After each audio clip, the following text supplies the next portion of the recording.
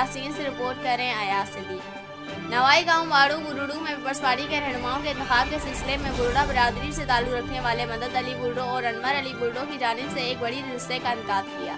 जैसे में साबिक MTA गोस बख्श मेहर NA 193 पीपल्स पार्टी के उम्मीदवार शेरियाल खान मेहर, पीपल्स पार्टी के जिले सदर आबिद हुसैन भाइयों समेत इलाके के सरदारों, पीपल्स पार्टी के कारकुनान और लीडर्स विंग बुर्रा बिरादरी के लोग खवातीन कारकुनान ने बड़ी तादाद में शिरकत की। अनवर अली बुर्डो ने मेहमानों का इस्तकबाल करते हुए खिताब करते हुए कहा, जिले शिकारपुर के तमाम पीपल्स पार्टी उम्मीदवारों को कामयाब करवाएंगे।